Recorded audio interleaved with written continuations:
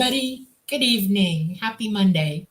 This is the Lightgate. We are coming to you live from the beautiful city of New Orleans in Louisiana at the United Public Radio Network at 107.7 FM and the UFO Paranormal Radio Network at 105.3 FM. We are on Roku, Facebook, and YouTube. We are also very happy tonight. We have a really wonderful guest who's been in this game as long or a little bit longer than Preston, and he has a lot to tell us. So I'm going to hand it over. Go, Preston. Thank you, Dolly, and thank you all for joining us on episode 42 of The Lightgate. I am your host, Preston Dennett, and my lovely co-host is Dolly Safran, fully conscious contactee. Super excited for our show tonight, and really want to thank you all for joining us. But before I do get into that, I just do want to give a brief, sad announcement. Our dear friend, UFO experiencer, researcher, and filmmaker, and former guest on our show, John Yost, has recently passed away. So I'm very sad. Send his prayers, everyone. He's on his great adventure into eternity, and I'm sure he's having a wonderful time there. But for all of us here on Earth, it's very difficult. We all just have a brief time here on this planet, and John is an amazing and wonderful man. So yeah, prayers to John Yost. We'll be seeing him soon someday, all of us. All right, now that that's out of the way, so sad. I just heard it today, so I'm a little torn up about it.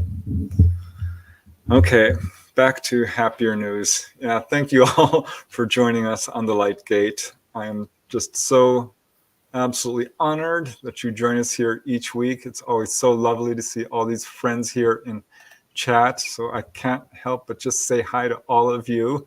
Chemtrails, thanks so much for joining us. And Neural Channels. Woohoo! Can't wait for him to talk about his remote viewing when he visited an ET ship. That definitely sounds interesting.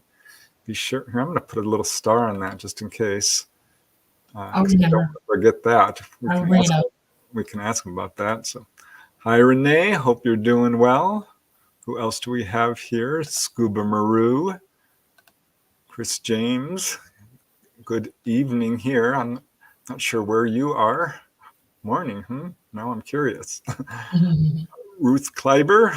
Happy birthday. Birthday, so Ruth. Awesome. Very, very cool. Hope we're celebrating and having a wonderful, wonderful day.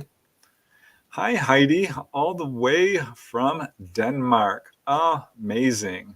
I'm enjoying your books. I'm going to have to get back to you about that because I really do love the stories. And thank you so much for sending me your really interesting books, and your experiences are absolutely fascinating. Who else do we got here? Fun Talks TV. Hello. E.T. Talking. Yes, Tom is the grandfather of the weird and the anomalous.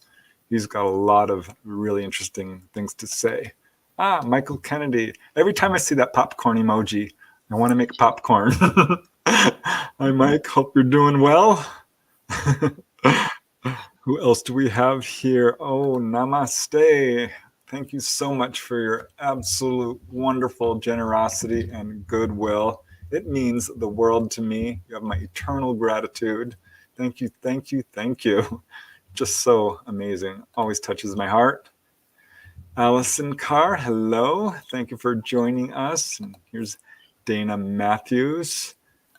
And she's wishing everyone a great night or day wherever you are. That's awesome. 1 Hour Wedding saying, oh boy, this looks good. You can't wait. You guys are doing a great job. Keep up the great work. Thank you so much, 1 Hour Wedding. We are absolutely having fun.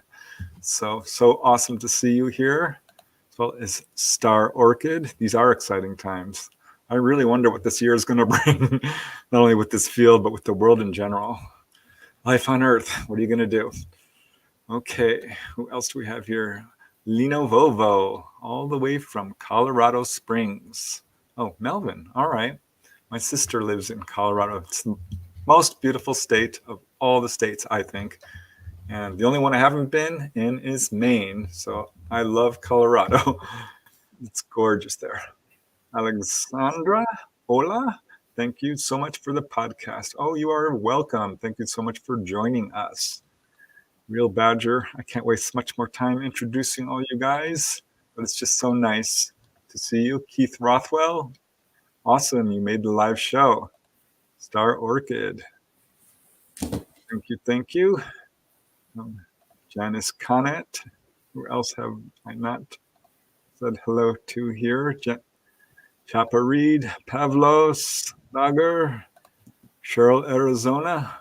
Tom, well, does he still live in the Sedona area? I'll put a little star next to that. He's pretty close, as I understand, but not in Sedona proper. Linda Catlett, Jacques Dion.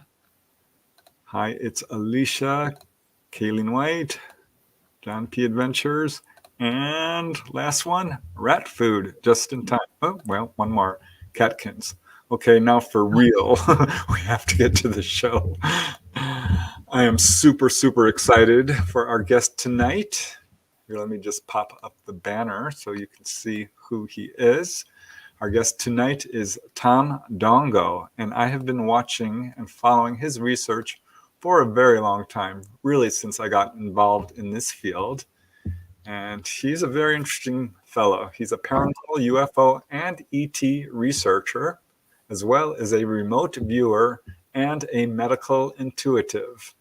And we are so happy to have him here on the Light Gate tonight. He is a longtime resident of Sedona. I think probably knows more about Sedona than just about anyone else in this field. He is recognized as a world authority and one of the United States leading authorities on UFOs, paranormal occurrences, and remote viewing. And over the course of many years has been a key lecturer at numerous U.S. national and international conferences, including the International UFO Congress. He studied at the Berkeley International Psychic Institute in Santa Cruz, California. That sounds really interesting.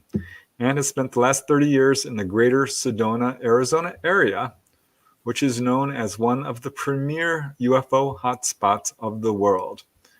Yes, I've been there. It's so beautiful and enormously active when it comes to UFOs.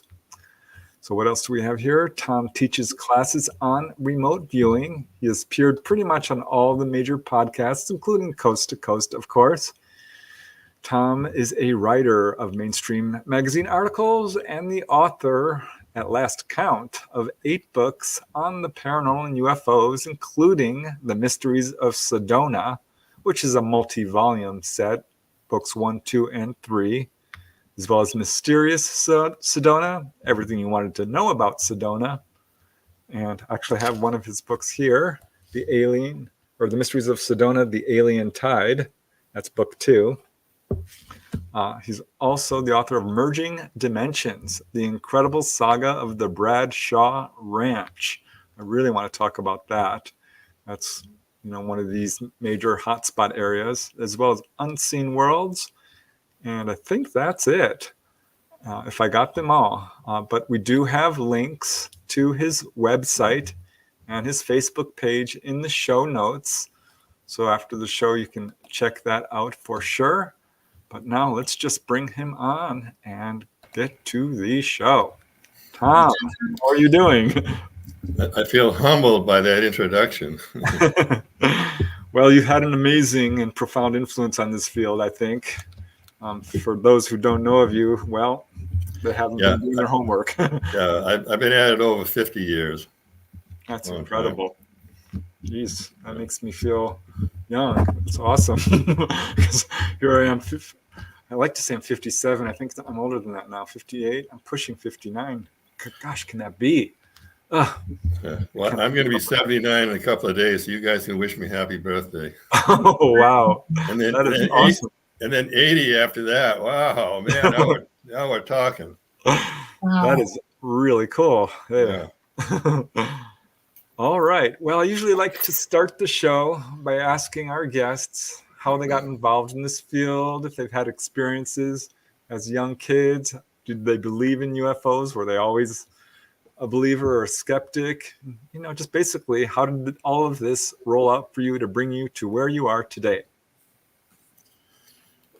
Well, like I was talking earlier, you guys are the 89th radio show I've been on in 6 years. So I've talked about just about anything you can imagine. And, you know, I grew up in Maine, and I really had no knowledge about UFOs or anything else. But one morning, actually one night, I was going out the door and I saw a red light, and it was pulsing, and it was fluttering like a leaf, like that. And it flew right between two clouds, and I saw that, and I said, well, I wonder what that was. So then a week later, and I'm glad I didn't go down there, because at the time, UFOs were seen hovering over high tension power lines. They were draining the power out of them. So I looked, one night, same thing. I came out the door and I looked way down the valley in front of my house was a UFO. It was red again, and it was flying along the power line. So I thought, well, that's really cool. I think I'll drive down there and see what that is. And I didn't. So I'm glad I didn't now, because I read that some people really had some problems that did that. You know, they saw a UFO over a power line, and then they got things happen to them. So, wow. And then what really got me interested in this, I was in ski business snow ski business for almost 25 years, and I had a ski shop with a couple of other guys in Reno, Nevada, and we took an hour for lunch every day, so I would go for a long walk. And so one day, I mean, some of the stuff I talk about sounds crazy, but I can prove almost everything I say one way or another. I've always said this because I'm not blowing smoke out my ears. So anyway, I was going down the sidewalk, and a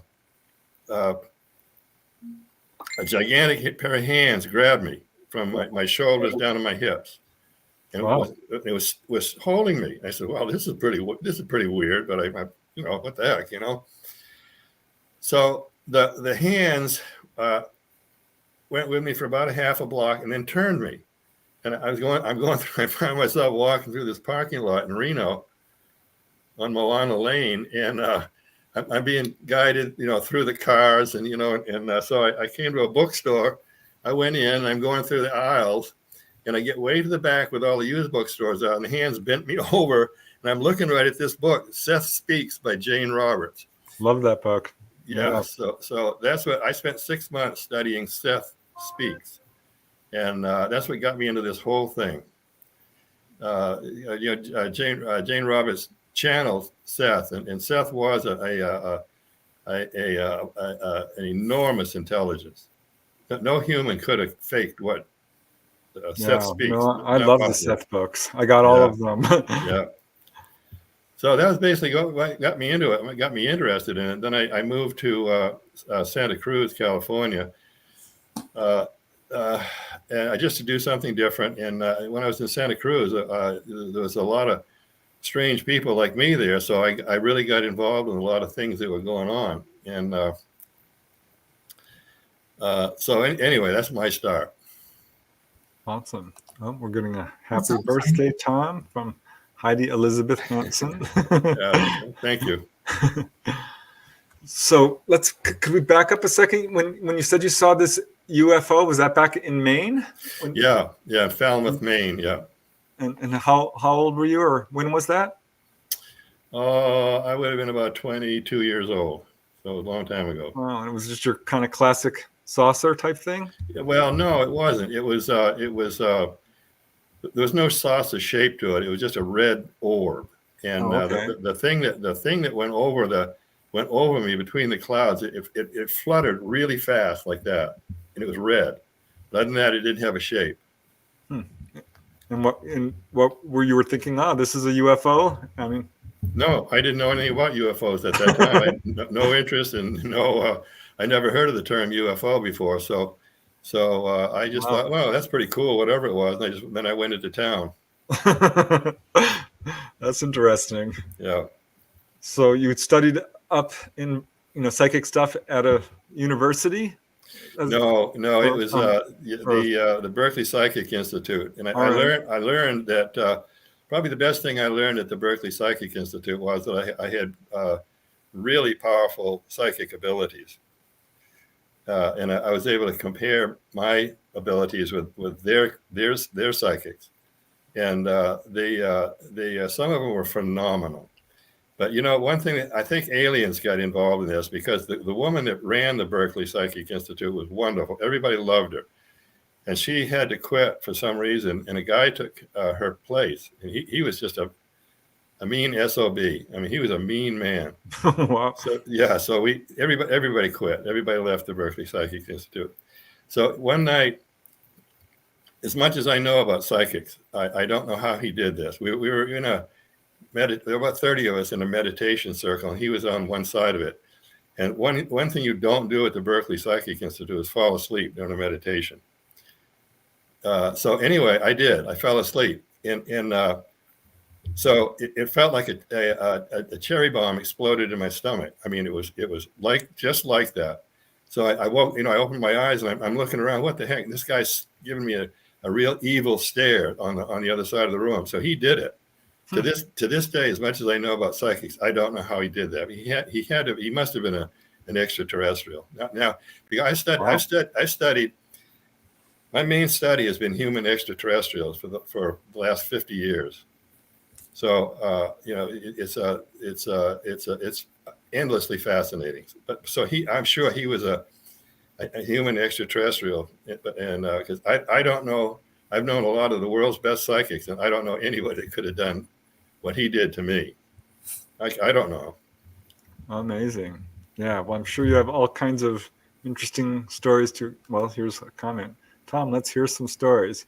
Yeah. But there's one that is in this book, The Alien Tide, which kind of struck me, which I was told to you by a man named Martin. And I don't know if you remember this, but he went to a party and he was sitting there and everyone was talking. And there was a guy smoking a cigarette whose ash was about to fall. Yeah. Remember this one? Yeah. Well, see that around here, that happened in Prescott, Arizona. That was back in the days when UFO groups were just starting. And, if there was one going on, everybody that was interested in UFOs would drive 50 miles or whatever to get to one of these group meetings. And I knew the guy, indirectly, the guy that was putting these on.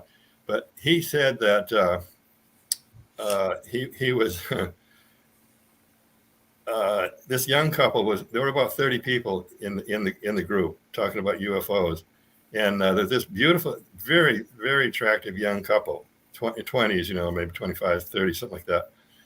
And so there was a guy on the other side of the room that was smoking a cigarette, and nobody else was, but the ash was about an inch long on his cigarette. So an ashtray floated across the table, rose up and bumped his cigarette, and the ash fell in the cigarette. The ash fell in the ashtray, and it went back over to the middle of the table. So that really got my friend's attention triggered, because he says, he's thinking, we got something unusual here. So he kept his eye on that young couple all night. So when the group broke up, he tried to go follow the young couple after, but a few people blocked him on his way out, enough to slow him down. So he got to the door where they had gone out. He opened the door, and he had just put loam on his backyard, so that it was just fresh, unseeded loam. And their tracks went about 6 feet and then disappeared. So they just vanished, like Billy Meyer, running through the mud and the tracks. My friend Colonel Wendell Stevens, was a good friend of mine. Oh wow! So I used to hear the Billy Meyer stories in Schmid-Rudy, Switzerland, and Wendell Stevens was right behind Billy Meyer, and he said Meyer, his tracks, it was about 3 tracks, and the one track was still filling with water, but there were no other tracks. Meyer was gone. So, that's kind of an example of that stuff. I can tell these stories all night long if you got time enough. We do, yeah. The Billy Meyer case is super controversial, but I got all the books on it, and it's absolutely legit, because there's so many witnesses. And I know it's got some problems here and there, and I'm aware of it, but man, oh man, you cannot dismiss his case as easily as some people are doing.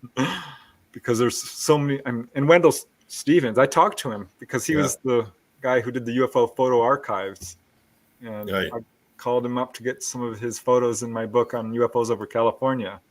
And the nicest man, and really a pioneering researcher.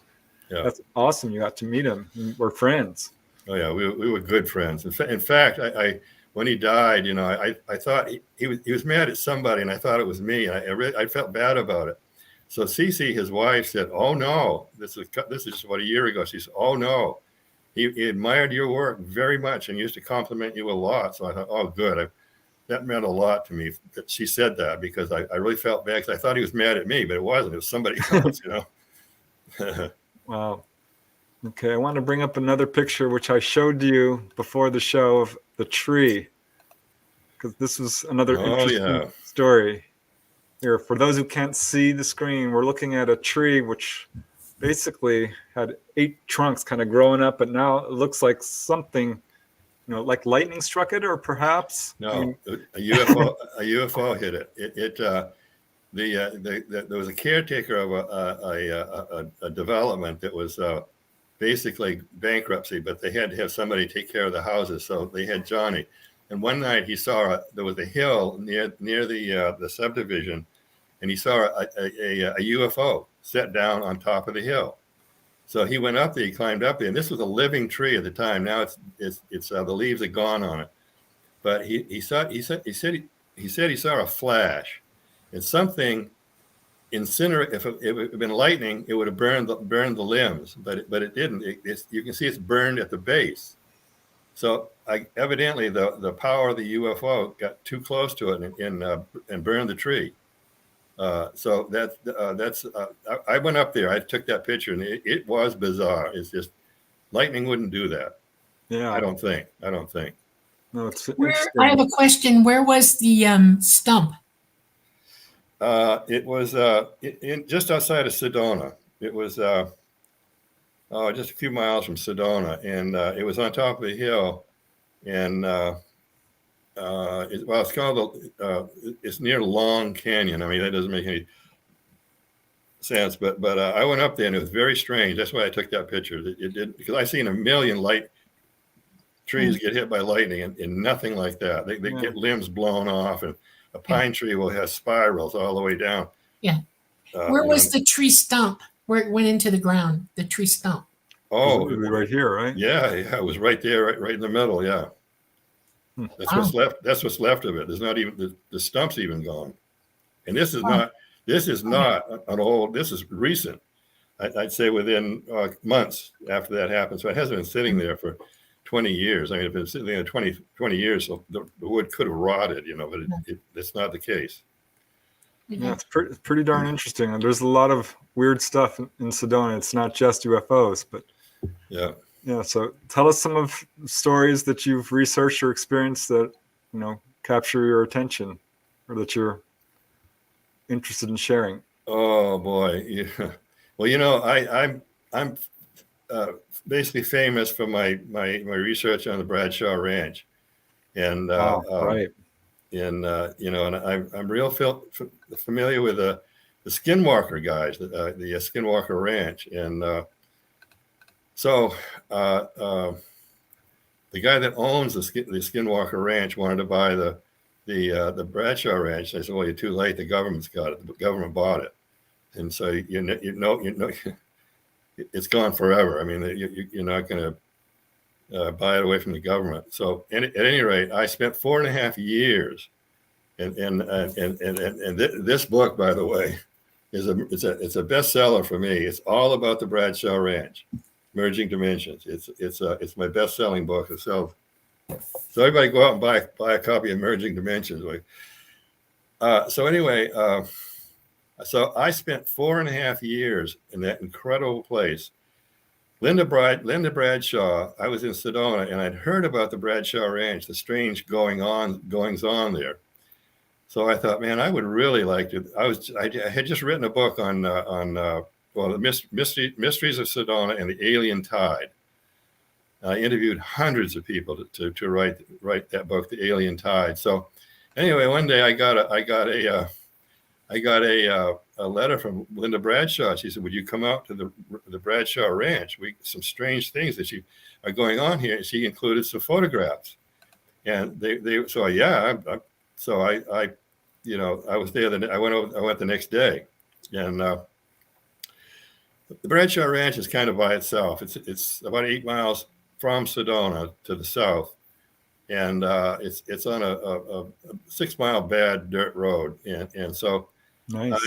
I ended up spending 4.5 years, 3 or 4 nights a week at the Bradshaw Ranch. So Linda Bradshaw and I've been on television countless times talking about this stuff. So anyway, we experienced some of the strangest stuff that ever happened on this planet.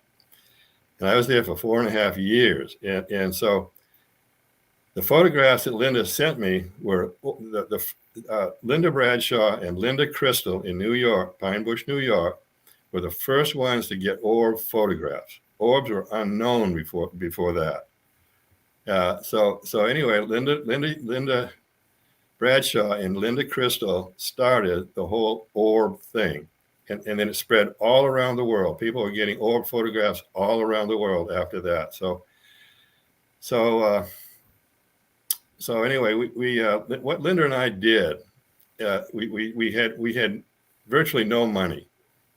Now the Skinwalker Ranch is multi-millions of dollars worth of sophisticated scientific stuff, and we had a camera crew out there every week from somewhere, Universal Studios, and we tell the crew, go back to your bosses, and because they photographed the same stuff we did, awesome stuff, and they saw what we saw. So I said, go back and ask your supervisor, please. If we could get some scientific equipment before this stops, because these things always stop at some point.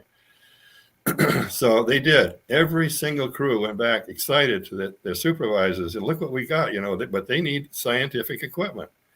And they got shot down every single time. So we ended up, we had almost no money. We had 35 millimeter film cameras and a couple of spotlights, and that's all we had.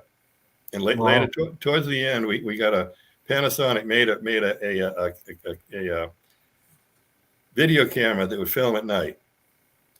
And then now they have, I have 2 Sonys that anything you can see at night with the human eye, your eye, it will film it.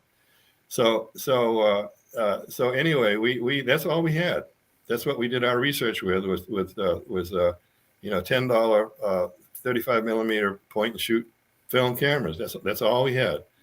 And we would witness stuff ourselves. And I don't know how many times Linda would say to me, or I say to her, if you hadn't seen that too, I would have thought I was insane. Things would appear in front of us. Wow. What kind of things did you see?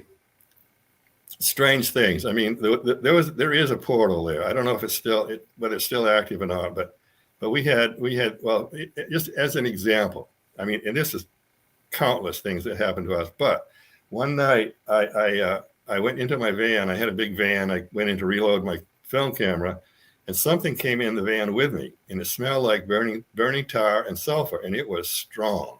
Mm.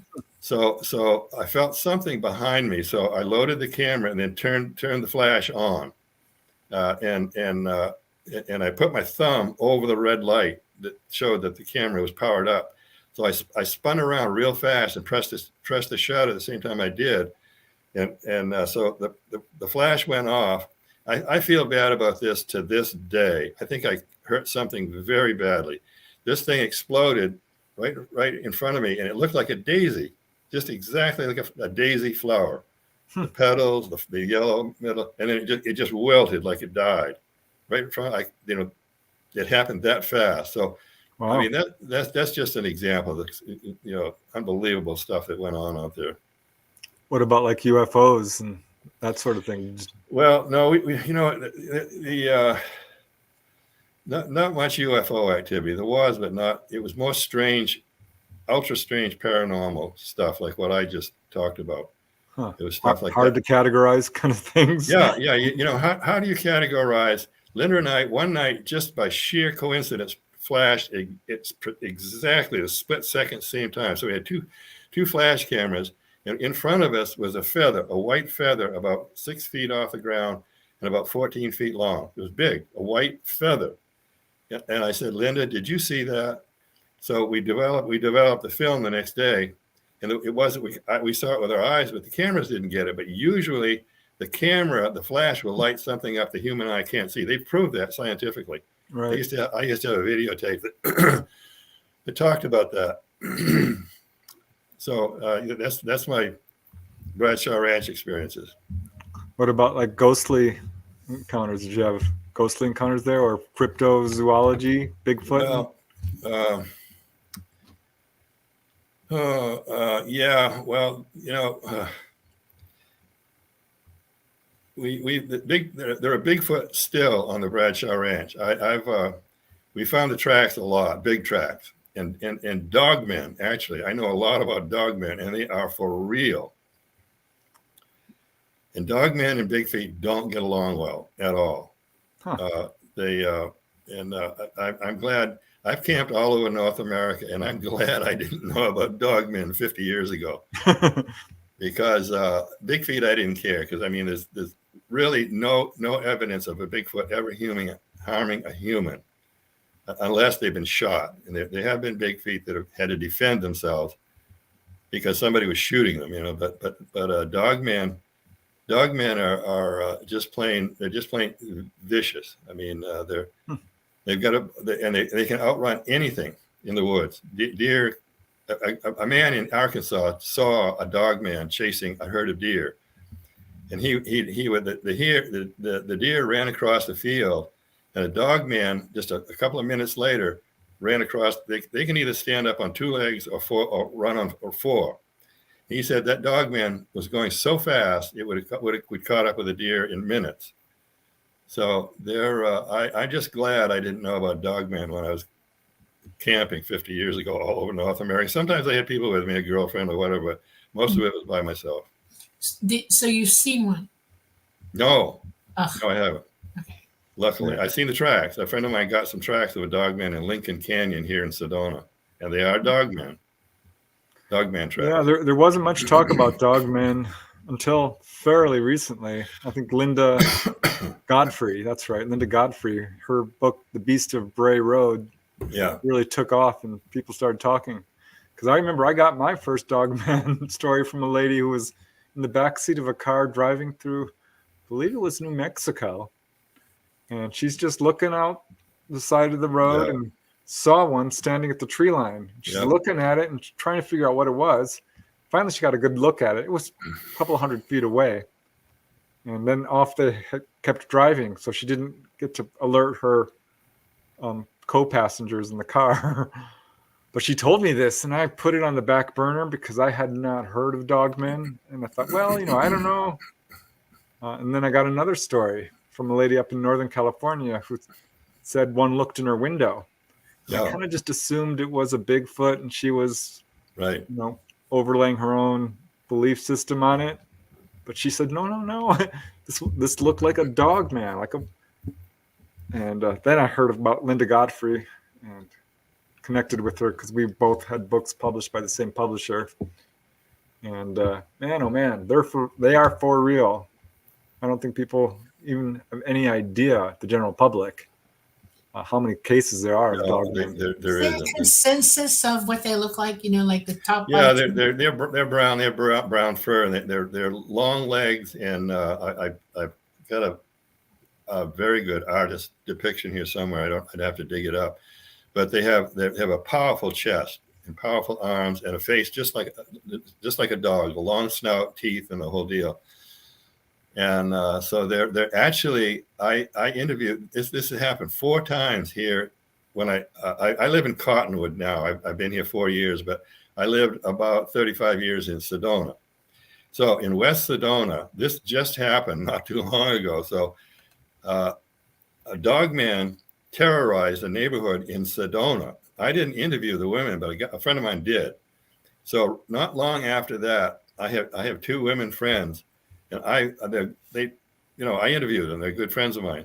One had a dog man looking in her window, And Dogman's eyes either glow red or orange. If you see a Bigfeet's eyes do not glow. If you shine them, if you hit them with a spotlight, they do glow, but they don't glow. They don't glow, But a Dogman's does. And I'll tell you, I mean, I've heard stories of a Dogman that really scare the tar out of me. This one in I think it was in Arkansas. Dogmen are basically on the Mississippi River Valley. That's what most of them are. And the worst ones are in central Texas.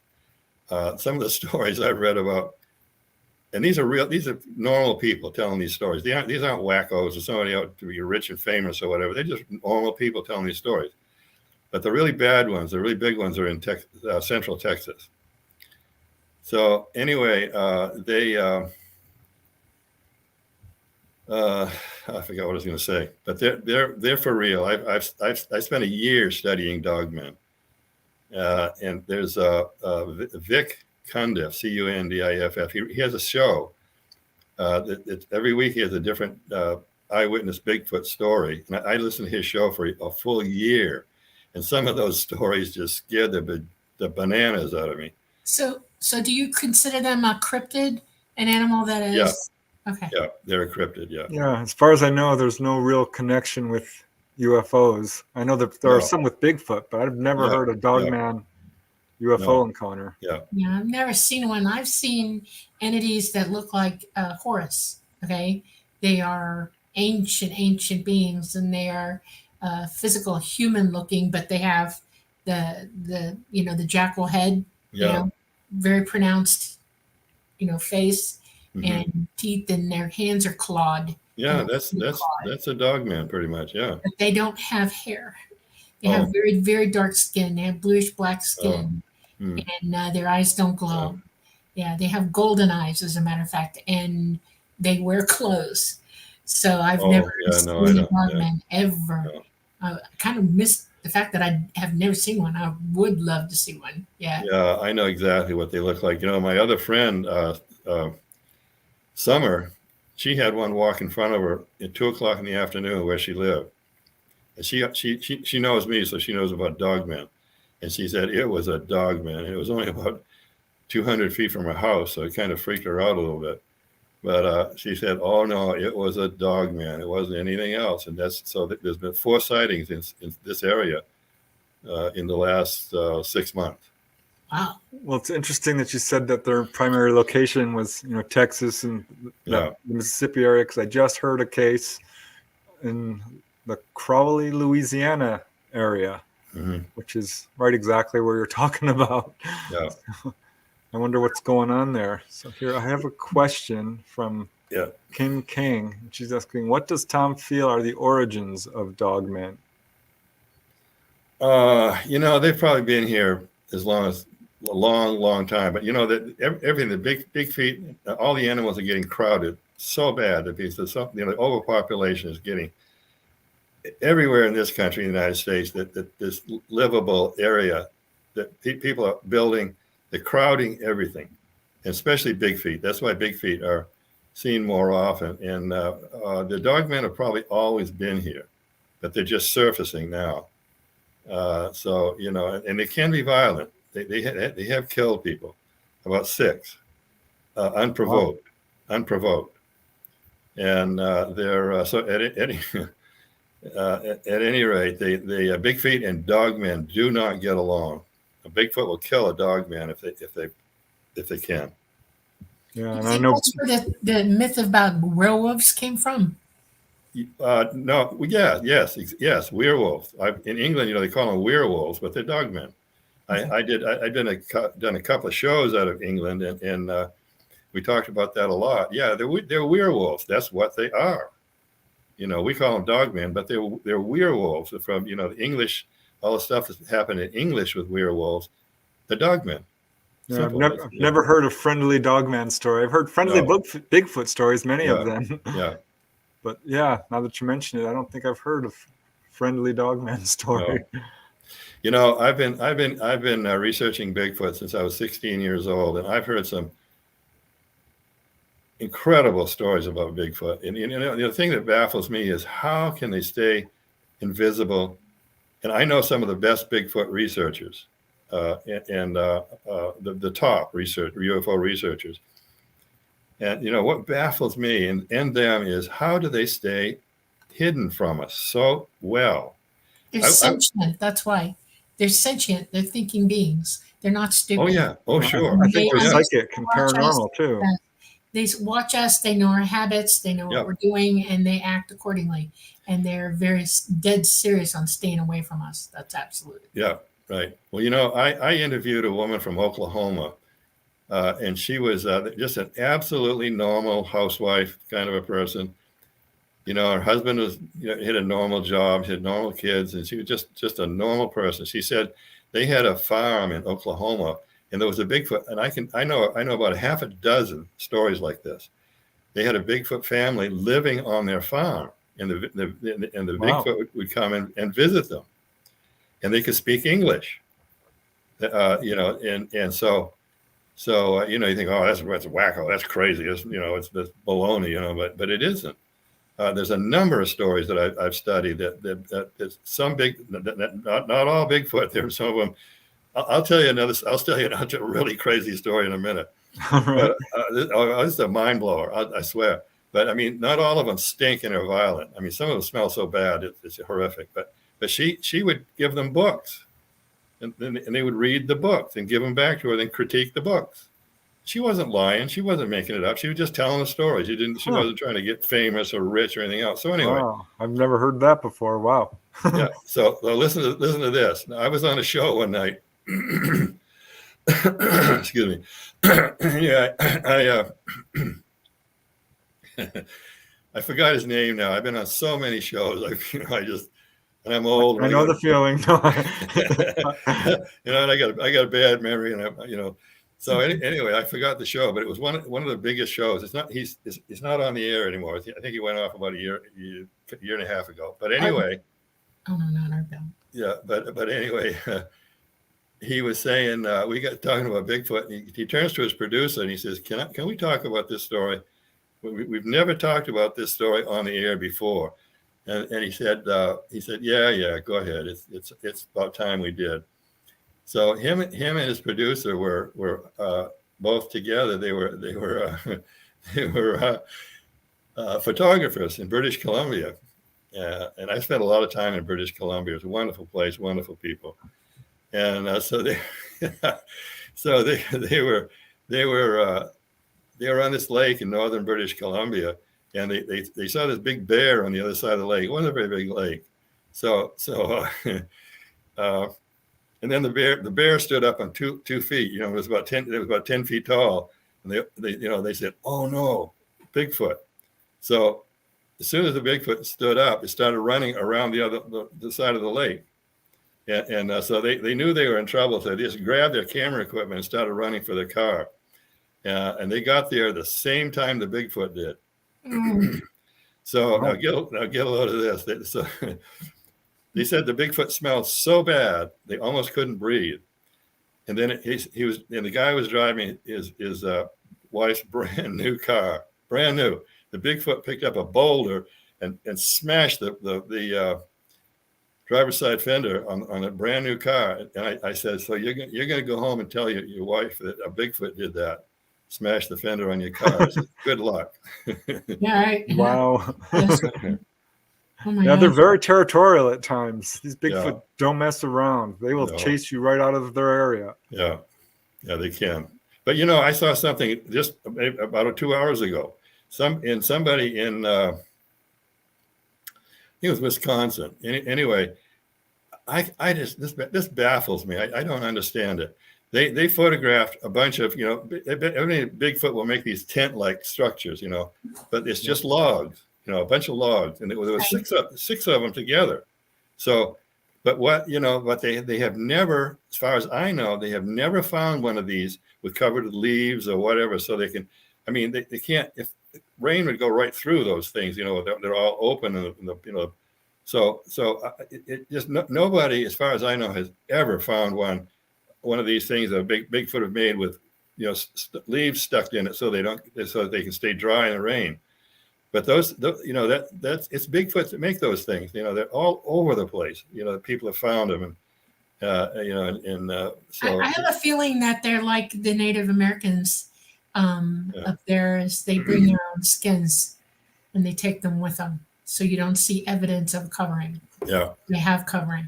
My that could my be. great grandmother used to camp out up there all the time, and she used teepees. She's from the northern part of Sweden. She's a not Lander, Sami, and she always had tents. And when I was growing up, she brought 3 reindeer tents back from Sweden for us to use for camping, and we used the big poles and everything, and we covered them and everything. And she used to tell stories about animals like Bigfoots, and that they did the same thing. She says the old lore of the Sami people as they were taught by these. Yeah. Well, Bigfoot's all over the world. Yeti, the different names, and the Australians, the Yowie and all that stuff. Yeah. And they're all over the world. A little bit different. The Yeti are different from the Bigfoot here. So they're even in Maine, they've even been seen in Maine when I grew up. Yeah.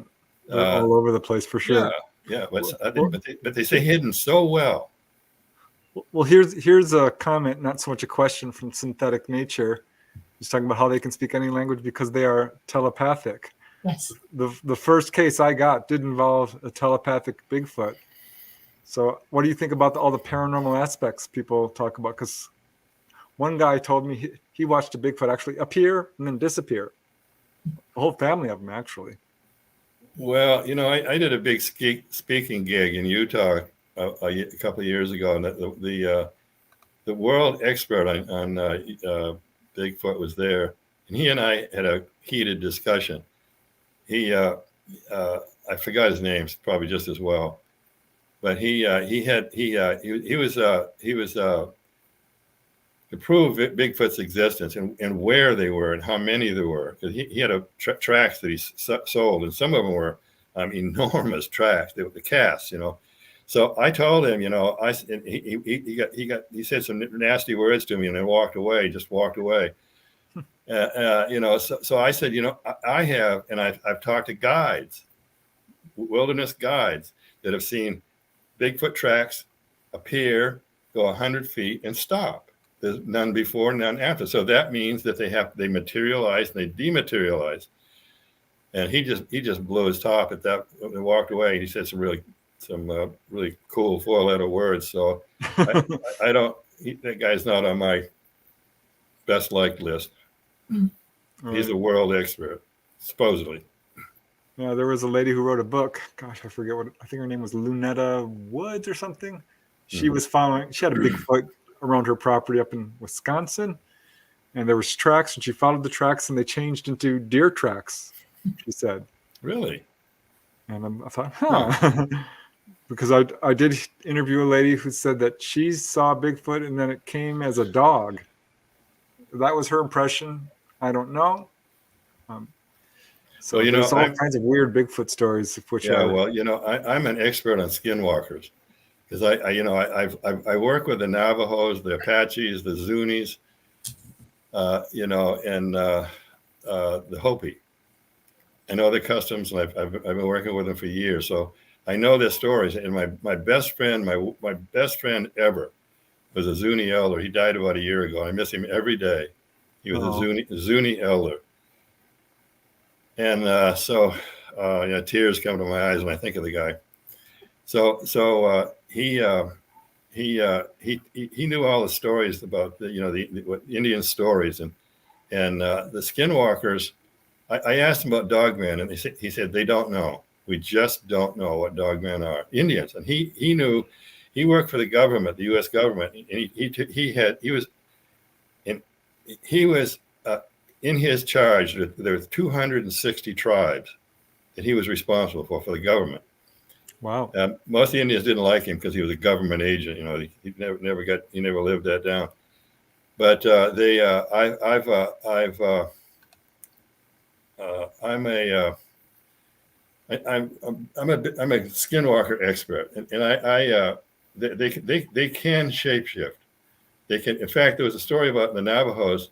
A coyote was shot in the hip. And Indians don't lie; they don't make up stories, not like we do. So anyway, there's a coyote shot in the hip, and the next day they found an old man dead in his cabin, and he'd been shot in the hip. So Wow. yeah, and I checked this story out. There was in Window Rock, Arizona, a Bigfoot skinwalker was hit by a car. They didn't know what it was, so they hauled it to the hospital, the local hospital, and they put him in a bed, and the doctors and nurses says, "We're not going to touch that thing. We don't know what it is. It's not human." So it came around a little bit and ran out of the hospital. It was gone, but it was a skinwalker, and they're very ugly things. I get stuff from all over the world. I'm at the center of a network, and so a woman sent me an email of near Vernal, Utah, which is very close to where the Skinwalker Ranch is. She said they were going about 70 miles an hour, and they looked up on the side window, and it was an animal running along with them at 70 miles an hour. And they said it looked like a mangled deer. Well, that was a skinwalker, and it veered off and ran off into the desert. I always kind of viewed them as some sort of demonic spirit that can physically manifest in some way and do all kinds of nasty things. I don't know. It's hard to say for sure. Yeah, well, I know the Navajo Rangers, and those guys aren't too crazy about me. I stick to what I know. Whatever somebody else knows, fine. Cool. With me, if you prove me wrong, that's the end of it. I'm not going to bicker and squabble about it for 6 months. but they're like some of my friends. But anyway, I know that I met the Navajo Rangers. They're ex-Navajo police, and they deal with skinwalker stuff a lot. So we had a pretty interesting disagreement about skinwalkers, so that we aren't the best of friends. I don't remember what it was. It's too bad people can't just debate in a friendly way. Yeah, right. You're right. So here I'm going to pull this up again, merging dimensions, because Allison Carr is asking, and we already covered the Bradshaw Ranch, but she's asking, what was your wildest experience you had at Bradshaw? Oh yeah, I was just on. This had 280,000 views. I was on TV, the History Channel. And they interviewed me about this, and it's almost up to 300,000 views now, I think. But anyway, Linda Bradshaw and I were. I've told this story a million times. I'm still not tired of saying it. but anyway, we had 3 million candle power spotlights, rechargeable spotlights, and mine was going dead, but Linda's was still okay. And we heard these sounds. The Bradshaw Ranch has a dry creek that goes around it. And we heard strange sounds. I mean, Linda and I are both, we've been in the desert a long time. And so I'm saying, well, Linda, what did it sound like to you? It was like a mountain lion, a javelina, which is a pig, and a bear. And she's, no, it's not. It's something. It's different. So anyway, this thing was coming towards us, and it was walking in the dry creek, so it got closer and closer and closer. The Bradshaws had 7 dogs. A dog would wander onto the Bradshaw Ranch, and they'd keep it. They were handy guards. Sure. So the ocean has come and gone 7 times from Sedona. And so there's beach sand everywhere around here. And so the dogs in the summer would dig into the sand to keep cool. In the winter, they dig into the sand to keep warm. So anyway, Linda and I heard this thing. It was made enough noise so we could follow it. And then it roared like an African lion. So we knew this thing was big. I mean, it was whatever it was big. So the dogs instantly, all 7 dogs dogs jumped up exactly simultaneously and took off as fast as they could run. So I said, Linda, we're gonna hear dogs ripped to shreds. So we waited, and nothing, not a sound, not any sound. So about 15 minutes later, all the dogs came trotting back. So they knew this thing. They knew what it was. It didn't attack them, and they didn't attack it. So it went. The Bradshaws had a corral on the south end of the ranch and a corral on the north end of the ranch, and there were about 8 horses total, and there were 2 horses in the southern corral, and so this thing came down the dry creek, and it got near the horses, and the horses. I've asked horse people, have you ever heard a horse scream like a woman being murdered? They said, no, I never have. Horse people. So, well, all the horses, the Bradshaw, were screaming like it sounded like a woman being killed. That's what it sounded like. So the horses on the south corral, the corral they were in was 2-inch by 10 boards, and the horses were trying to kick their way out. They were making a lot of noise trying to kick the boards off, and so that thing walked right by them and didn't bother the horses at all. Just walked by them. So Linda and I, the next day, her spotlight. We walked as far as we dared to down the field into a big clump of trees. We thought it was in a clump of trees, but it wasn't. It was on a hill looking down at us, and its head just stuck up but we didn't know it. So the next day we went up on the hill, and the tracks. My stride is 27 inches, and that creature's stride was 72 inches. So it was 10 to 12 feet tall. Sounds like feet. A Bigfoot. yeah, or something else. And so we staked out the tracks, and it was pretty doggone interesting. But Linda moved to Thompson's Falls, Montana. She died about 3 years ago. So she took a lot of photographs with her that I don't have. Wow. But the night that Linda, I didn't know it. I was camping by myself, and I heard a voice in my head that said, "Don't worry about me. I'm all right." And I found out next day Linda died that day. Oh, so wow, it's psychic ability at work. Yeah, it's close to somebody that can happen. Yeah. Well, we do have to take a quick station ID break. So if you just hold on a second, I want to let everyone know that you are watching The Lightgate. This is episode 42. I'm your host, Preston Dennett. My lovely co-host is Dolly Safran. Our guest tonight is Tom Dongo. We've been talking about all different kinds of things, such as, human-looking ETs, a tree that got crushed by a UFO apparently, some dogman stories, some Bigfoot stories, psychic abilities.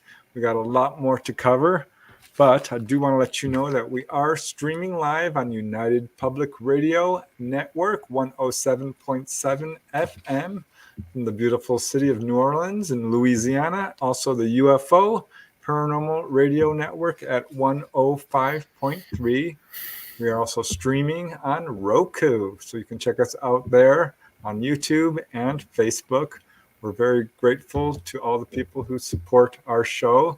So thank you for those of you who have given us the super chats. We truly, truly appreciate that. And that's basically it. But I do want to pop up some of Tom's books, just so you guys know how much research he has done and is doing. Here's Merging Dimensions, the Incredible Saga of the Bradshaw Ranch. We've been talking quite a bit about that. Here is Mysterious Sedona, the year 2000 edition, The Mysteries of Sedona. Sedona is a neat place, you guys. If you ever get a chance to visit it, it's one of the most beautiful places. It's Arizona's biggest hotspot by far, and definitely one of the top UFO hotspots in the United States, if not the world. What else do we have here? Everything you wanted to know about Sedona in a nutshell. And here is another one, Mysteries of Sedona, Book 3. Beautiful, beautiful place. Unseen Unseen Beings, Unseen Worlds, a look at the realms of the great unknown and proven methods to view and contact them. Ooh, that sounds really interesting. This is the book I have, The Alien Tide, filled with all kinds of really interesting UFO accounts and paranormal stuff as well. Here's another edition, all kinds of books. So definitely, if you get a chance, check them out. They're amazing. You keep busy, don't you, Tom? Well, yeah, now that I'm slowed down a lot. When I was younger, I said many times, I used to hunt them on their turf, and I did. I'd go after them, and so I've never been hurt. Or Linda Bradshaw, all the stuff that happened on the Bradshaw Ranch, we never got hurt in any way. Mm-hmm. And I'm pushing 80 years old now, so so anyway, no, I did things that people thought I was insane. I'll tell you. You got a few minutes? Yeah, we do. We got 1 more hour. We do. Yeah, we've got 50 minutes. So yeah, I just put this on the internet, and this is a true story. I don't make these stories up, but I've held poltergeists in my hand. One time when I was back in Maine, I had strange psychic abilities. I really do. I can see into a human body like X-ray machine. I can just start at somebody's head, and I don't do this for money. I've done it for hundreds of friends, but not. I found that if I try to do this for money, it doesn't work. So I just give it away. But I can start from the top of somebody's head and go right down through their body and see everything that's wrong in their body. And I've done it hundreds and hundreds of times, even on medical doctors. They, okay, bud, check me out, see what have at it. Let me see what you can do, And I have. I got a medical doctor. He was a head of a big clinic in New York. He was very overweight. And he said, all right. He was challenged me. He says, oh, check. We were at a big healing thing, that I wasn't the host, but I was there. And so he said, all right, check me out. So I did. I went down through his body. He was sitting down. Usually have to have somebody standing up in front of me. Then I can see, and it takes me more than a few minutes. It takes me an hour to go to a really good job. So I did. I went down through his body, and I told him what I saw, what was wrong. He said, well, you got 90% of it exactly right, but you missed one big thing. And I said, yeah, what's that? He's my back. He had a bad back. And I said, oh, really? Well, stand up and turn around. So I went, I'll never forget this as long as I live. So I said, oh, yeah, right here. He goes, ah! So I couldn't, he was so fat, I couldn't see through him. But when he turned around, I could see it. And I told him exactly what was wrong with his back. He had some discs out of it, and he had a lot of nerve damage and some inflammation. Inflammation is bad in a human body. When I see red in somebody's body, right, they're in trouble. Black is red. I know they call it medical intuitives now. Yeah. In my day, it's a form of psychometry, and it's a higher evolved psychic talent, just so you know. Huh. Yeah. As a registered nurse, triage was my bag, and I'm very good at that. And but I can assess you in seconds. Yeah. But skill that, unless you're taught that skill, and I was taught, if you come and by it naturally, that's a gifted psychic ability you got. Yeah. You're tuned into it. Yeah. Yeah. This is something you've been experiencing your whole life, though, Tom? Well, yeah. Well, I never really, nothing sparked it until the last 20 years. So then I have been born. I was born with a phenomenal remote viewing ability, and I proved it many times. Yeah, that's actually, that just means your consciousness is active. In other words, do you sleep? Do you dream at night? No, I've had insomnia for 25 years. I Yes, got a you're few fully hours. awake and you don't realize it. You're not an insomniac. Your consciousness is wide awake. That's a Yeah, that's psychic ability right there because yeah, you're working straight out of your own consciousness, yeah, and because that's So where many your contactees ability tell me is. that. They're like, yeah, I have insomnia. I'm like, yeah, well, that's one of the things I ask if you're a really, contactee. Right. really. Oh, Yes. yeah. Oh, I've Absolutely. had, yeah, 20. I only slept 2 hours a day. That's it. And if then, and You? yep, Yeah. yep, my whole life. Huh. I'm Wow. sleeping more now because, well, I don't really sleep. I just lay in bed all night. Okay, I think all night Yeah, long. yeah, yeah. Me too. It's because I'm trying to keep it quiet for Yeah, somebody else in the house, and yeah. yeah, but I just lay there all night long. Huh. And Yeah, yeah, yeah, yeah, yeah, yeah. remote view or I go out of body. Either one works for me. Out of body is the same as remote viewing. You're just throwing your consciousness out. Yeah, You're not walking into it. Although I don't know, it seems the same to me sometimes. yeah. Agreed, agreed. Yeah. Well, you, as like I said, you guys are my 89th show in the last 6 years or so, and I used to teach remote viewing with Maureen St. Germain. She's one of the world's best-selling authors, Oh, wow. and I'm getting too old now. I'm just getting, and Maureen is off. She's in China most of the time, so Oh wow. teaching Chinese and whatnot. So anyway, I've tried. I've had millions of people on a show, and I've tried to teach them remote viewing. And so far, I had very little success. But Maureen would teach the military version, coordinates, and I would teach what she called the Tom Dongo method, and it worked pretty doggone good. We created some pretty fantastic remote viewers. A couple of them even blow me away. Yeah. One of us said that the Titanic didn't sink. It's in harbor in England with a different name on it, and it is. That wasn't the Titanic that sunk. It was her sister ship. I've heard that. Yeah. Yeah. The Titanic is in port somewhere in England.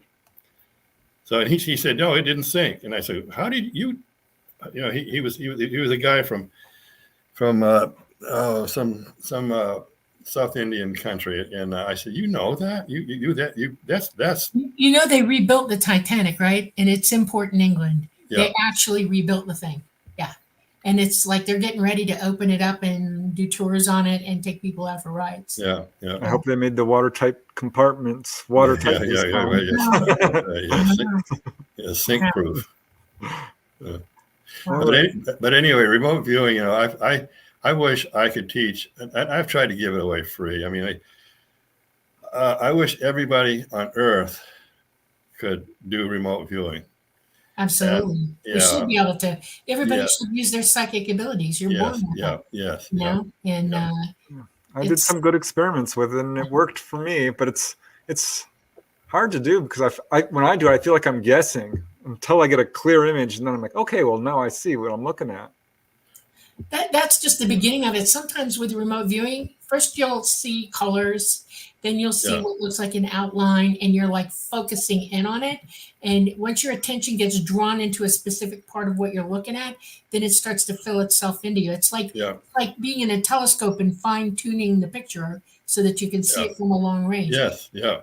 And then once you got it, you got it. Sometimes it takes a few minutes to get that total image. Well, here's a question or a request from Neural Channels.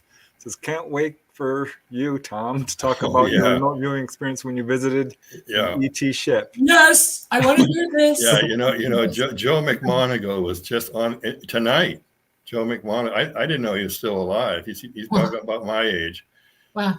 But Joe McMonagle was I was standing right next to him. This was about 20 years ago now.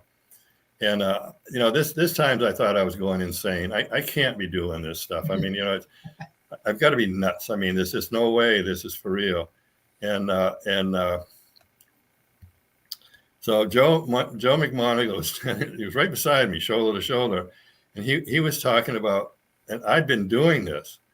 And when he's talking, I said, I'm really not crazy. But they said him and the government UFO, viewers were going on alien craft, and it's easy. I taught a whole class to do it when I was doing one of my speaking gigs, and so they and the shock. Some of them did it, and you could tell the shocked expression on their face. They did it. Yeah, and so Joe, I love to tell this story because I what a sucker he was. I mean, he said, well, I went to this ship, and you go out into space. If you get close to an alien craft, there's lots of them out there. They're either in orbit around the Earth or on a trade route, and so Joe.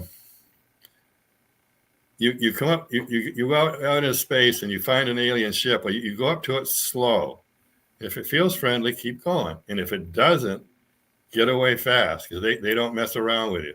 So if you keep going closer, so you're right up to the hull of the ship and it still feels good, go in. Just go right through you can float right through the wall. I've done it many times. I don't do it anymore because I'm just not interested in it. But Joe McMonagle did that, and they grabbed him and put him in a cage, like a glass cage, and wouldn't let him go. Oh, they warned him. He says, we warned you not to come any closer to this ship. I think 2 or 3 times they warned him. And so they put him in a cage he couldn't get out of. So his psyche's up there in space somewhere, and his body's down here. It's really got scared. And he was in Vietnam. I think he did 2 tours in Vietnam. He got shot up bad in Vietnam. His back is wired with a computer so he can stand up. So anyway, they finally let him go. And I'm thinking, you dummy, Joe. I would never, when they warn you, get away. You don't mess with them. You don't keep going because they can really do some damage. So anyway, it's not hard. It really isn't. Just I tell people, use your imagination. It's not your imagination. Do it. Okay, so what did you see when you did it? Well, there are, to see, I've tried to like a camera focusing in on like gauges, and maybe some can do it, but I can't. But I have found out that when I was getting into remote viewing, you could not go to a safe in Moscow and look in the safe and find a document and read it. Now they can do it anywhere, any remote viewer. The Russians can do it. You can go into a safe somewhere 10,000 miles away, go down to the stack and find the document you want and read it. The Russians can do it. We can do it. The Americans can do it. Probably British, you name it. So now they can do that. But I tried. I can't do it. But anyway, the ships always have a light source that you can't tell where it's coming from. It's just lit up. It's a soft light, and there's no sharp corners in a ship. Right. There's nothing you can bump into and get hurt on these alien crafts, and everything's smooth. Everything's smooth. But they do control the ship. Most of them do control the ship with their minds. They'll sit in a chair and put a headset like this on, and that's what controls the ship. I mean, they're not there with tractor deals in their hand. Right. So anyway, that's my. And it's not hard to do. It's not hard to do. But I don't do it anymore. I've done it for a long time. I'm just not.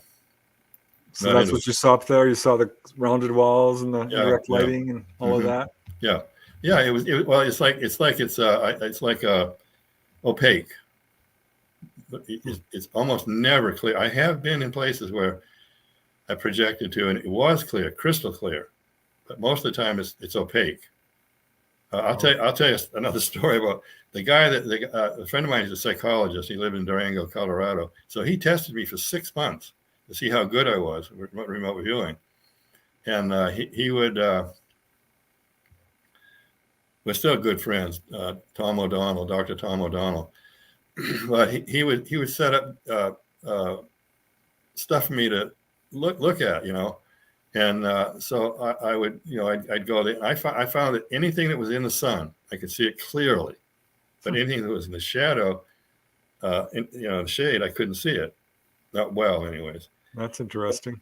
Yeah, but one time I went there, and we would meet. Just him and me would meet at like 7 o'clock or 7:30, arrange time, and I'd call him up and say, well, Tom, I'm here. I'm over to your left. And so one night I would appear in his driveway next to his second story office window, and I'd go through his office window, and he had curved stairs, and I would go down the stairs. And one time, I'll never forget this. I was about halfway down the stairs, and I suddenly got terrified. I mean, just incredibly terrified. So I stopped, and I'm trying to figure out what's going on. So after a while, it kind of dissipated. So I continued on back down the stairs, and I sat on the stairs, and I watched Tom. He was in the kitchen, and he had a red and white like a lumberjack shirt on, and cowboy boots, and blue jeans, and a cowboy belt. And you can smell things with remote viewing. You can be 10,000 miles, not thousands of miles, yeah, and you can smell it. So I was sitting there, and it smelled like he was cooking chili. Had a real spicy smell to it. So I called him up, and I said, well, Tom, I've been here for half an hour watching you, and I told him what he had dressed on. I mean, he was used to this. I did it so often. So I said, so we went into the living room. We were going to do the test that he had set up for me. And this is a psychologist, PhD psychologist. So I'm not crazy. I'm really not. He proved it. There you go. Yeah. So anyway, I said, Tom, I stopped him, and I said, is there somebody else in the room? He sheepishly said, well, yeah, there is. My next door neighbor's sitting on the couch. I looked at the couch, and there was nobody on that couch. It really scared the hell out of me. I said, Tom, I'm looking at the couch, and there's nobody on the couch. So I'm saying, was it somebody without a soul? Because there's these stories about people have a body but no soul. I couldn't see him. He was sitting there. So we did a simple test, and then I left, and I used to sometimes I wouldn't tell him I was going to be there. And I said, Tom, I'll never look in the bathroom. I'll just go right by the bathroom. I will never look in the bathroom, and I wouldn't. So one time, and Tom had a beautiful place in Durango, up on a mesa, facing the San Juan Mountains. It's just beautiful spot. So I went looking for Tom, and his dog, Binky, one of the little hairy dogs. I don't know what they call. But anyway, the dog was following me, and I got right down, looked him right in the eyes, about this far away. And I said, well, you little, you can actually see me, can't you? And he's going, that kind of stuff. And I said, you can see me. And the dog could. So, wow. So I went, Tom was in his garden. He was a gardener. He loved gardening. So I guess I called him. I don't know. And I said, well, I'm here. So, but I thought that was really interesting about the dog. It must have been like looking at a ghost. I must have been a ghost. Yeah. I have a question, because this is important while you're talking about this in remote viewing. Orbs. What type of orbs have you seen and experienced? Well, I did tours. I had a tour company for 23 years, and my UFO tours are so popular. I did 2 or 3 a week, and I got really, really burned out on doing UFO tours. Really burned out.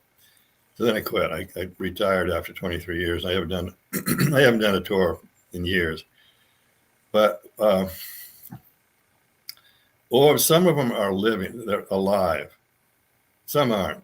But they somebody wrote a book about them. Some PhD guy, and he said that they have the intelligence of about that of a dog. And I would agree, because when Linda Bradshaw and I were on the Bradshaw Ranch, we had these lights at the end of the ranch, and we thought they were planes landing at the Cottonwood Airport. They looked just like planes coming in with the lights on. And I said, after years of watching these things, I said, Linda, I don't think those are planes. So we had these 3 million candle power spotlights. So we started playing Morse code games with these things, and they flash back, 2, 2, 2, 3, 3, 3, and they would flash back. I said, yeah, those aren't planes. So this went on for a long time. They liked Linda, but they didn't like me. They'd come close to Linda, but they wouldn't come close to me. They were way, but they kept getting closer and closer and closer. And when I wasn't there, they would actually land near Linda. We finally had a camera that would film at night. So we used to do this a lot. We put the camera behind us and take a flash picture and try to catch things off guard. And we did. So Linda, one night, she was just walking back to the ranch and she put the camcorder behind her and turned it on. There was an orb right behind her following her. And she was walking through some pine trees. And you could see it on the film going back and forth right behind her. So, yeah, they liked her, but they didn't like me for some reason. I don't know.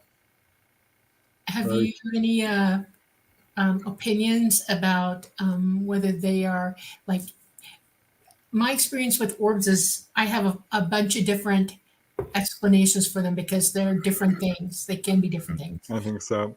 One of the things that I learned is that ET can spy you by remote viewing you and from a craft. They'll come down and they'll look at a situation in an area consciously in remote view, and they look just like orbs when they do it.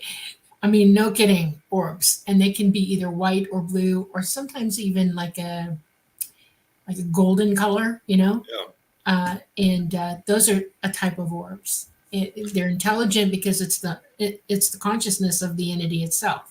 Then there's orbs that are AI induced. This is I have direct experience with this because AI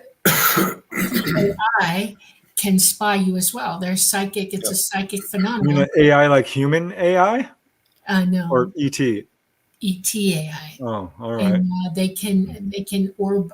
They become an orb, and they can come down and look at things. And they do that. You might think they're dogs because they're limited in their ability to communicate with you. Okay, ETs will small chat, like the little grays will small chat with you, but you're not going to get any big answers from them at all. They're very limited in what they will tell you or talk to you about. And, Well, I've never heard that theory before, but I agree with you. That's excellent. Oh, I've never heard that before, but you're absolutely right. yeah.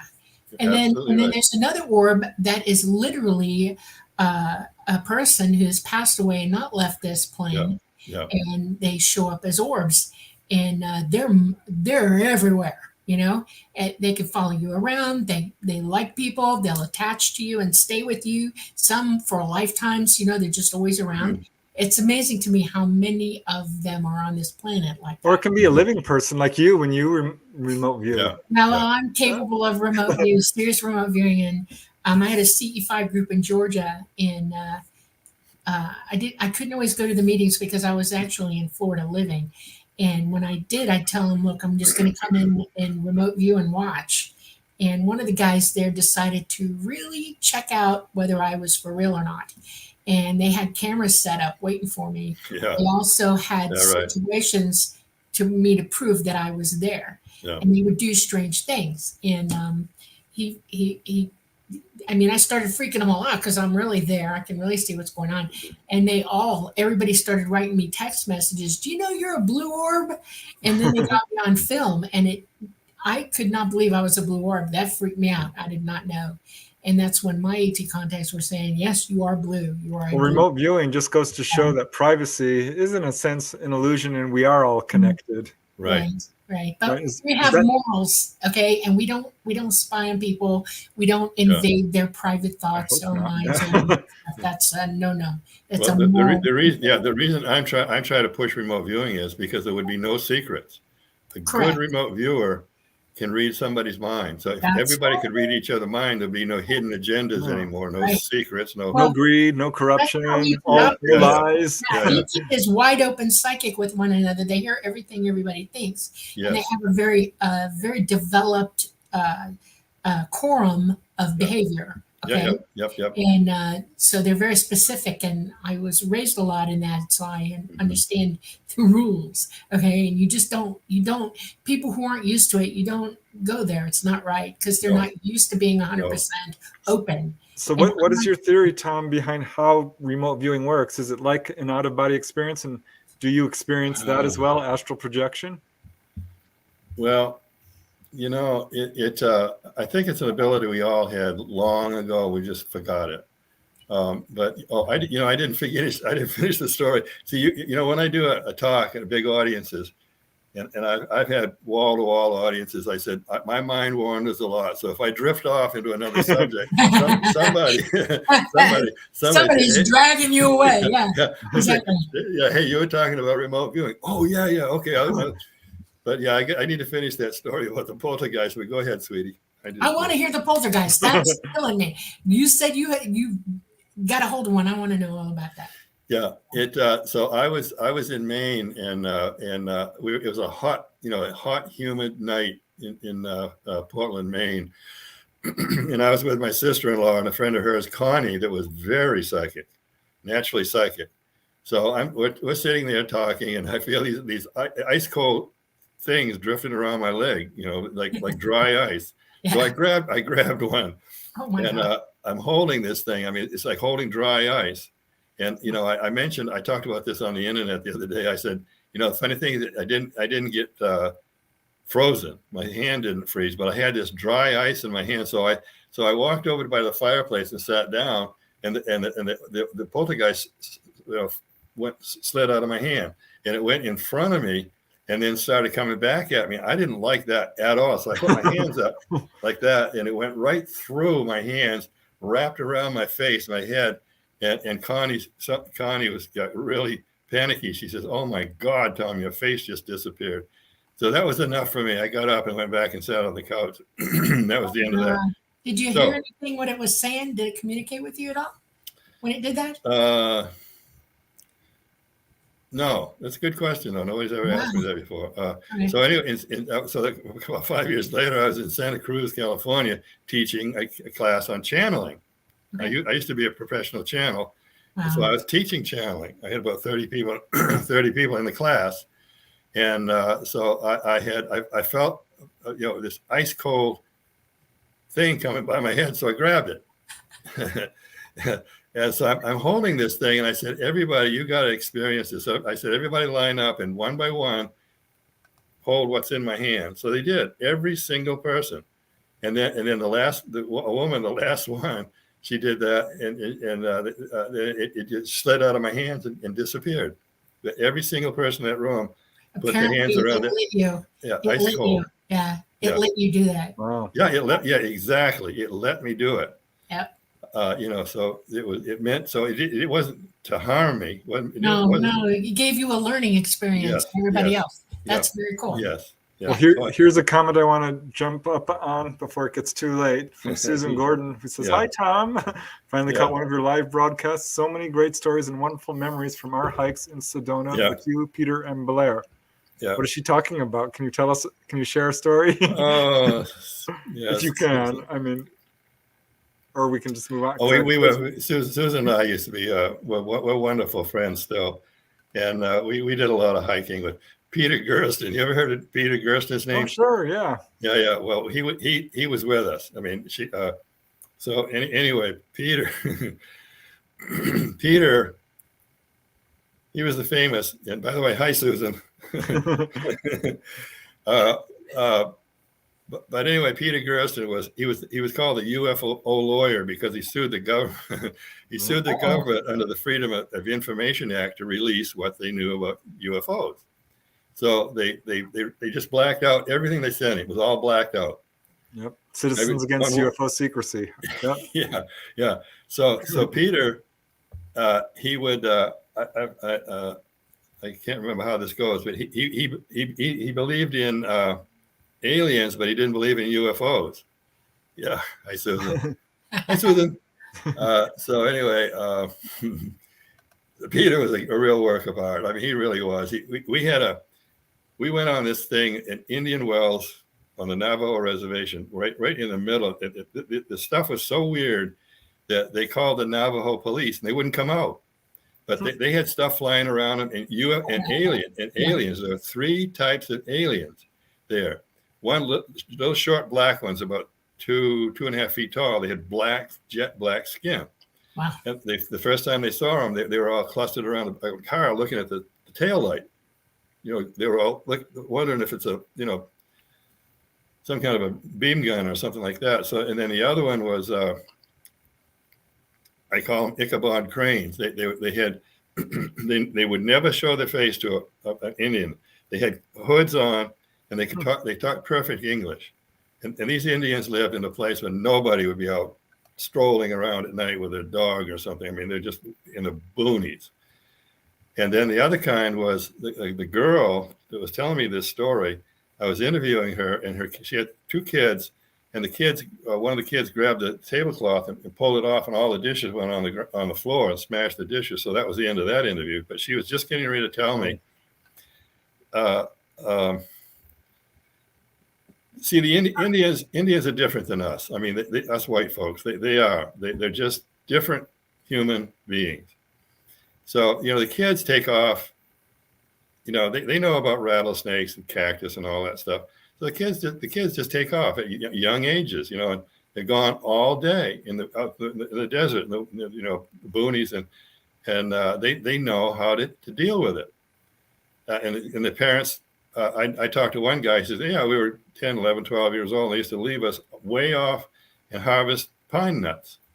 So they come back and get us in a week or whatever, little kids. So anyway, she said that they would commonly run into extraterrestrials. And so they would just avoid each other. They weren't friendly and they weren't unfriendly. But she took, there was a group of aliens, they were pulling grass and picking things off shrubs and whatnot, So she got too close to them, and they were about our height, and they had gray skin and big round eyes. But she said they weren't too friendly. And she said the last thing she remembers is one was carrying something like a cane, and it brought the cane up and pointed it out, and she passed out. That's when the kids pulled the tablecloth off the table, and that was the end of the interview. I never did get asked her to finish that story, but they had stuff going on. The Indians don't have cell phones. They don't have the stuff we have. Those people were dirt poor. In fact, I mean, they're just wonderful, normal people. I love the Indians. That they're just natural, down to earth human beings. So so I asked them one thing. I mean, they had constant UFO activity, alien activity in that valley, and I said, the guy, he said, yeah, the other night an axe that I had on a chopping block got up and spinning and went way up in the air and then dropped back down. And I said, have you ever heard walking footsteps on your roof? Skinwalkers do that for some reason. Really? Yeah, a skinwalker will walk on a roof. So if you hear footsteps on the roof, it's probably a skinwalker, especially on a reservation. So and the funny thing is, while we were all out in front of their little house, there were about 10 people living in that tiny little 3-room place with nothing. I finally peeked in the window, and they had nothing. It's like they went to a thrift store and for $10 got everything they needed, But this horse, and they see the Mustangs, the horses, the wild Mustangs just roam free. Indians don't bother them. So this horse walked between us, and I swear that thing was a prehistoric. The hair on it must have been 10 inches long. I mean, it looked like a shaggy dog, but it was a horse, and it just casually walked between us. Wow, that's pretty awesome. And it had long, shaggy hair on that horse. Very cool. So, well, I want to pop up this photo that I showed you before the show. It's an extraordinary photo, and we're beginning to run out of time. We got about 15 minutes left. Yeah. But this is a very interesting photo. I wonder if you could talk a little bit about what we're looking at here. I've been attacked and debunked so many times. I've quit 3 times. I couldn't take it. And this was, especially the debunkers drive me nuts. They still do. They're trying to prove you're wrong, And so I quit 3 times, totally quit. I said, I'm done with this. I'm not doing it anymore. And something would happen, a UFO crash or something. And anyway, this was some guy said, oh, that's hoax. It's a hoax. I said, okay, how do you hoax it? And he couldn't answer that. But that's an actual photograph of somebody was taking a picture of this woman, and this appeared in the, I mean, it looks like the tailpipes of a 55 Chevy, but it's not hoaxed. It's a real thing, whatever it is. And this is in Boynton Canyon, which is one of the strangest places on Earth, or it was, anyways. And this is the very holy rock. It looks like something interdimensional. And for those who can't see, it shows a woman standing in the Sedona Canyon area, and above her the sky is all orange and red, and there's this large thing, like you said. I don't even know how to describe it. It looks like a chess piece. It looks like a castle. Yeah. Well, I've had so many times people say, "Oh, that's a double exposure." And then I say, "How is it just a double exposure?" Then they can't answer that. The debunkers always think of something, and I say, whatever I have, I can prove it somehow, and I do. But the debunkers made me quit 3 times. I couldn't take the skeptics. Well, hey, I'm right there with you. It's vicious out there, especially on social media. It's crazy. Yeah. The thing about a debunker is you can debunk all day, but without proof of your ability to do that, it's really crazy. And you'd have to have all the equipment, like photographic analyzing, frequency analyzing of the picture, what kind of film was it, what it was this, what is that. I mean, and it takes a long time to take a picture apart and look at its different layers and all of that. And it would take a scientist, a debunking scientist. So if somebody's just saying, well, I debunked it, I wouldn't go there. I'd wait for somebody with some real, ability to do that, talk about it. Well, the Billy Meyer, people say, oh, he hoaxed all that. I had a friend of mine, I won't say his name, but he went there to debunk Meyer. He said, I'm going to prove he's a fraud. And this guy was brutal. He would have been a great SS colonel in the Nazi. He would have been perfect. Gestapo colonel. He would have been perfect. So he said, I'm going to go there and prove that Meyer's a fraud. So his name is Michael. A lot of people know Michael. So I said, yeah, okay, Michael. So how'd it go with Meyer? Did you, how'd it go? He said, the man is telling the truth. That's it. And he walked away. That's good enough for me. Yeah. I know it's a controversial case, but I certainly looked into it. And with landing traces, I mean, the thing, he's got so many witnesses surrounding him. We've seen stuff. You can't explain all of that. No. So I want to pop up a few more questions before we completely run out of time. And I would love to hear about, you said you had some face-to-face encounters with looking ETs, but hopefully we'll have time for that. But just real quick, does Tom still live in the Sedona area? Basically, right? That's true. Cottonwood, you said? Yeah, I'm in Cottonwood now. It's 19 miles from Sedona south. All right. And, by the way, my website I haven't touched it in over a year, so my website is basically worthless. If people say, well, how do they get in touch with you? Well, I sometimes get 100 emails a day. Not so much now, but so I'm real reclusive. I'm real hard to get. Are you on Facebook? Yeah, I'm on Facebook. If they really have something really important. Messenger. That's right. Yeah. Right. Yeah. So, but I'm real reclusive. I get it. Here's David Paulides. Oh God, we got 2 hours. Do you think UFOs and Bigfoot are related? Have you had cases like that? Yeah, Stan Gordon in Pennsylvania. Bigfoot is seen often around UFOs. Like Stan Gordon in Pennsylvania. That was and even this Pennsylvania State Police got involved in that. And many times a Bigfoot was seen in a UFOs close by. But getting to David Paulides real quick. I remote viewed. I got to be careful what I say about this because it kind of freaks some people out. David Paulides said that the 410 people. So now there's many thousands around the world. So they disappear. They're in a national park, and now even in the national park now they say keep your kids in front of you. Don't let them walk rangers will tell them that. Don't let them walk behind you. Anyway, I got to be careful not to freak people out. But I've been able to remote view some of those. When I watched Pleiades' video, The Missing 411, you need to see that. If you haven't seen it, you need to see it. The Missing 411 of Pleiades' video. And so I had, being the kind of remote viewer I am, I had the exact location where somebody disappeared, a deer hunter. So I was on Coast to Coast recently, and I kind of, Connie Willis is one of my best friends now. We just really, she was the host on Coast to Coast, but we kind of got into a disagreement about. People loved it. We were on the air. I said, "No, Connie, I'm going to talk about this. I'm going to." So I did. So anyway, and people loved it. This is one of the best shows Coast to Coast ever had. So anyway, I had exactly where the deer hunter disappeared. I looked at Google. I got it. So I traced him. I followed him, and I can do that.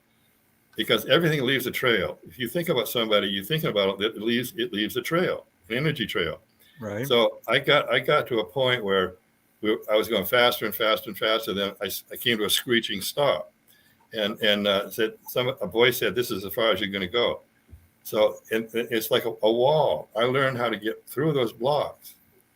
And long story, but General Stubblebine had the best remote viewers in the world in an audience. And said this was a long time ago, but they said none of us can get through the wall, the block, but I did. I can do it. So I almost raised my hand and yelled, I can do it, but I didn't. So anyway, the block was right in front of me. This stopped me from going any further. So I'm looking at this. I knew how to get around it, and the voice said, "Don't even try it." So I said on Coast to Coast, I said, what was that? Whoever it was, what was it they didn't want me to see on the other side of that wall? What was it? It's something us humans don't need to know about. So I'm thinking, but I didn't know what that voice could do to me, so I didn't do it. But what was on the other side of that wall? That it did not, that whatever that voice was, did not want me to see under any circumstances, because it was nasty. Don't even try it. So it's another world. They're taken to another world. Yeah. Wow. Yeah, well, I'm curious. That's very interesting. Yeah. All right. Just one or two more questions, and then maybe we can talk about one of your own experiences. But Louise is asking, when you did that remote viewing onto a craft, did you see any ETs and which type? Oh yeah. Now I talk about anything. I've talked to about 60 million people now on talk radio. And I talk about anything now. I used to be scared to death to talk about some of the experiences I've had. Really afraid of debunkers and skeptics. But I came face to face with an alien probably 3 million years ahead of us. And many of them are. And I said, "Do you mind if I scan your brain?" Because I used to be able to be very good at that. I was in a bad car accident. I lost some of my best abilities. But 15 years ago, I was in a bad car crash. So did you see grays, or what type of ETs did you see? Well, this was, you couldn't, not really a gray, but I said, can I scan your mind? I can do this. I can still do it. I can scan things. It's like radar. It goes around it just like radar. Or I can just shoot like beams of light off and scan things. So I asked this one. I could only penetrate maybe a quarter of that creature's brain. He said, I stood in front of me. I said, "Can I?" He said, "Yeah." He kind of said, "Yeah, go ahead." So I did. I started on their ship. I started penetrating that creature's mind, and I could only maybe 5%. But I learned from that 5% of what their abilities are. And they don't do anything with their hands. They do it with their minds. Everything they do it. They have the power. Their minds are so powerful. They're light workers. They work with light, and that your ability in your mind is all light, and they work with light. Yep. Very cool. Okay, well, let me see. Do I have any more? Oh, just one more quick question from Louise. Native Americans are afraid to say the word skinwalker. Did that cause you any communication problems? Yeah, it did. It did. When I was my friend her name was Pye, and she said, she was so intelligent that she was in with the councils. It's usually just men in these Indian councils, but she was in on the council. She was one of the members, revered member. So one time she said, we can talk about skinwalkers and Flagstaff, but don't ever bring it up here on the reservation. So we didn't. I'd meet her in Flagstaff. We talk about skinwalkers and other stuff. I grew up in the Everglades, and the Miccosukee Indian village was right near us, and I knew them. They knew me, Mm-hmm. and Yeah. I saw a reptilian type of being out there, and I ran, I swam, I got the heck away from it. Okay, and I tried to bring it up in their village, and one of the young women came up behind me and put her hand over my mouth, and she said, "Nope, Yeah. no talk, no talk." And I was like, "Okay, fine, I'll keep it to myself." But they would not openly talk about anything like that at all, ever. Yeah. And so finally somebody said, it's like if you talk about it and you think about it, they hear you and then they come, and you don't do it. Mm-hmm. That's why. Yep. All right. Well, we got still about 5 minutes till we have to end the show. Do you have time to explain one of your face-to-face encounters with a human? Oh yeah, real quick. I've been face to face with 3 extraterrestrials, and I was in a supermarket of all places, and Augie Noss on another show said somebody was invisible. Either you were invisible or they were. And I said, I never thought of that, but that's probably what happened. But anyway, the girl was a tall white, and they are very dangerous to us. And she was about my height. I'm 6'2", and she had a wraparound sunglasses on and snow white skin, and she wore everything black. But she was with a guy that had like a dog, a blue eye and a green eye, and he was about 6'6" tall. Wow. So they were going around the supermarket they didn't buy anything, but you could see they would take things off the shelf, and they say, humans actually eat this. They put it back. You could see what you could see with it. So, and then the other time I was hiking in boonies, and around here women always have a dog with them. But this woman came walking out of the bushes, and the mud was 6 inches thick. It had been raining, and so she had a white wool sweater and red pants. And she just walked out of the woods, middle of nowhere. So, and I was trying to find a trail. But anyway, to make a long story short, she talked to my girlfriend at the time, and then she came over to me, and she looked about 27, and just an average looking, and she talked. I mean, literally, my face was this close to her. She whispered, and so I had to get my ear right down her, and I said, "Hey, do you know where the trail is going down the ruins?" And she pointed. She's like right here, dummy. So I looked, and I said, "Yeah, sure enough, that's the trail." So got down there, and the water was roaring because the snow had been melting and all that, and she was wearing street shoes, and we had hiking boots with big clogs on us. So we got down there, and it was very steep. So I'm talking to my girlfriend, and I turned around, and here's the girl right here. So I'm looking, how did she get down here? I mean, the trail was steep, and she wasn't out of breath or anything, or dirty, no mud on her. So I looked at her, and I said, she asked me something about the petroglyphs behind me. So so we talked, and I had to she just almost whispered. So then my girlfriend got my attention down by, and the water was roaring just for maybe 10 seconds. I turned back, and the girl was gone. She was nowhere in sight. I could see 100 yards in all directions. And so I think a ghost can't do that. She was deliberately directing you. You realize that, right? Yeah. She wanted you to pay attention to something. She meant that. Well, guys, here are Tom's book, Merging Dimensions, Mysterious Sedona. Check them out. The Mysteries of Sedona. Everything you wanted to know about Sedona. Mysteries of Sedona, The Quest, Book 3.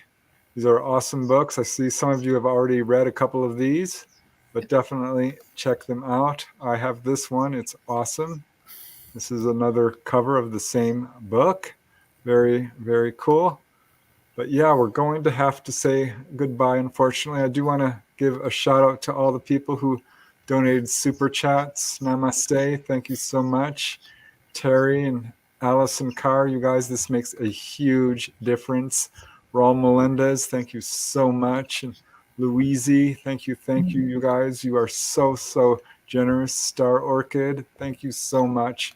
You guys are just the best. Doxy, I can't thank you enough. Victoria Williams, you guys are just the greatest. So thank you so much for the super chats. And thank you, Tom, for joining us. Absolutely. Yes. My pleasure. Really cool. Yeah, we're going to have to ask you back again. Okay. I want to thank everybody for coming and joining us on the Light Gate tonight. We appreciate everything you do, and we love you all very much. We are coming to you live from the beautiful city of New Orleans in Louisiana at United Public Radio Network at 107.7 FM and the UFO Paranormal Radio Network at 105.3 FM. I hope you all have a wonderful week. Stay warm, stay dry, be happy. Namaste. Namaste. Bye. Yeah, bye.